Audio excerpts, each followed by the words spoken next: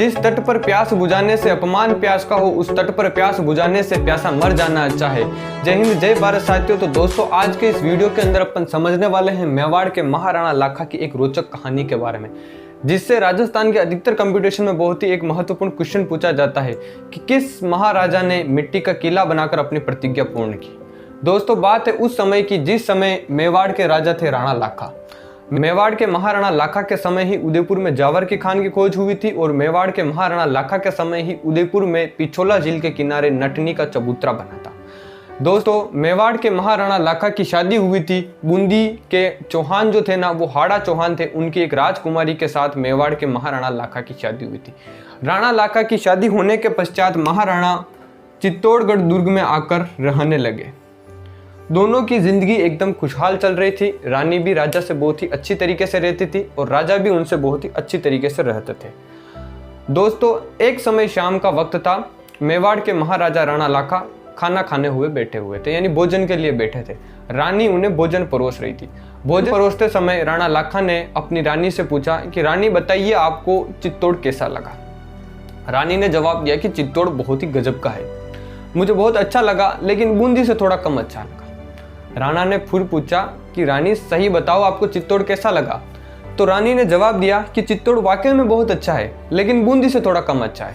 राणा जी ने कहा कि क्या तुमने वो रतन सिंह, पद्मिनी के महल, विजय स्तंभ, कीर्ति स्तंभ, कालकी माता का मंदिर सब कुछ देख लिया ना चित्तौड़ में अच्छी तरीके से। रानी ने कहा महाराजा, मैंने सब कुछ देख लिया है, चित्तौड़ बहुत अच्छा है, लेकिन बूंदी से थोड़ा कम अच्छा है। राणा जी का दिमाग खराब हो गया, राणा लाखा का दिमाग खराब हो गया।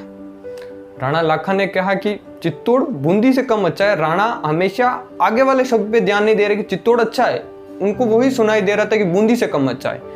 जैसे ही राणा लाखा निवाला तोड़ने लगे और मुंह में रखने लगे, राणा लाखा ने वहीं पर कसम खाई और प्रतिज्ञा की कि मैं जब तक भोजन नहीं करूंगा, जब तक मैं बूंदी को वास्तविक रूप से विजयी नहीं कर लेता। राणा ने अपने सेनापति को आदेश दिया कि सेना तैयार कीजिए, अपन को बूंदी पर आक्रमण करने जाना है। सेनापति ने कहा कि महाराजा, आप क्या कर रहे हो? कल तो आप वहां तोरण मार के आए हो, अपने शान बारात लेके गए थे, वहां अपना स्वागत किया, और अपन वहां आक्रमण करने जाएंगे बूंदी के अंदर, अपन को लोग क्या कहेंगे, अपन को अच्छा लगेगा क्या? राणा ने कहा कि नहीं, मुझे तो बूंदी जीतनी है। अब सेनापति रानी के पास गया। रानी ने कहा कि महाराणा को समझाइए, राणा जी ने क्या फैसला लिया, बूंदी को विजय करने जा रहे हैं, बूंदी पर आक्रमण करने की योजना बना रहे हैं। रानी गई महाराणा के पास। महाराणा, चित्तौड़ बहुत अच्छा है, बूंदी इतना अच्छा नहीं है, लेकिन चित्तौड़ ज्यादा अच्छा है। राणा जी, मुझे माफ कर दो, गलती हो गई, मैंने आपसे मजाक की थी, क्या मैं आपसे मजाक भी नहीं कर सकती? रानी ने जैसे तैसे करके महाराणा को मनाया। महाराणा जैसे ही माने और महाराणा ने कहा अब मुझे अपनी प्रतिज्ञा तो किसी भी तरीके से पूर्ण करनी होगी। तो मेवाड़ के महाराणा की प्रतिज्ञा को पूर्ण करने के लिए सेनापति ने एक उपाय दिया कि अपन चित्तौड़ के बाहर ही एक मिट्टी का दुर्ग बनाते और जिसका नाम रख देते हैं बूंदी का किला, यानी फोर्ट ऑफ बूंदी। उसको आप विजय कर लीजिए और अपनी प्रतिज्ञा पूर्ण कर लीजिए। तो इसी योजना के तहत सैनिकों ने एक मिट्टी का किला बनाया जिसका नाम रखा था तारागढ़ बूंदी, और महाराजा अपने घुड़सवारों के साथ तैयार हुए। जैसे युद्ध में गए थे राजा, वैसे ही तैयार हुए, घुड़सवार लिए, हाथी लिए, और अपने जैसे चित्तौड़ से बाहर निकले और वो किला बना हुआ था। राणा जैसे ही उस किले के ऊपर तीर चलाने लगे और उस किले से एक तीर सामने आया। उस किले के अंदर जो तीर चला रहा था ना, उस बालक का नाम था कुंभाहाड़ा, जो मात्र 14 वर्ष का बालक था।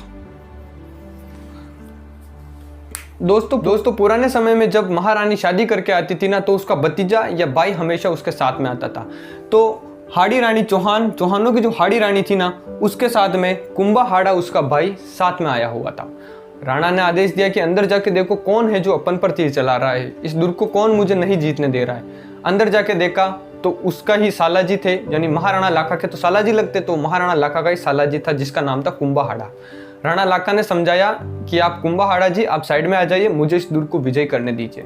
तो कुंभाहाड़ा ने कहा कि जीजा जी, आप बूंदी को विजय करने जा रहे हो ना, ये बूंदी दुर्ग ही है ना इसका नाम, आप बूंदी को विजय कर रहे हो, मैंने सारी योजना सुन ली है। तो राणा लाखा ने कहा सही है, मेरी प्रतिज्ञा है, मुझे पूर्ण करने दीजिए।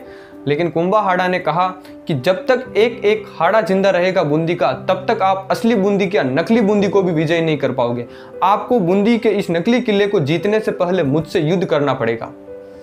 उसने कहा कि अपनी बहन को बुलाओ, अपने भाई को समझाए, इसको यहाँ से लेके जाए, मेरा हाथों मारा जाएगा, कहीं टूट फूट हो जाएगी। लेकिन टस से मस नहीं हुआ कुंभाहाड़ा, उसने कहा युद्ध करना पड़ेगा। फिर राणा लाखा ने 14 वर्षीय उस बालक कुंभाहाड़ा का वध किया और उस मिट्टी के बने हुए बूंदी के किले को ध्वस्त किया और अपनी प्रतिज्ञा को पूर्ण किया। दोस्तों राजस्थान में जीके से इसमें यहाँ एक क्वेश्चन पूछा जाता है कि बूंदी के मिट्टी के बने हुए किले की सुरक्षा करते समय कौन शहीद हुआ? तो दोस्तों वो था कुंभाहाड़ा। ये बहुत ही इंपॉर्टेंट क्वेश्चन है, अधिकतर एग्जाम में पूछा जाता है। इस प्रकार अपने मेवाड़ के महाराणाओं ने अपनी स्वामी भक्ति और अपने वचन के लिए अटूट रहे थे। तो दोस्तों आई होप साथियों इस वीडियो में आप समझ गए होंगे कि महाराणा लाखा ने किस प्रकार अपनी प्रतिज्ञा को पूर्ण किया था। जय हिंद, जय भारत साथियों।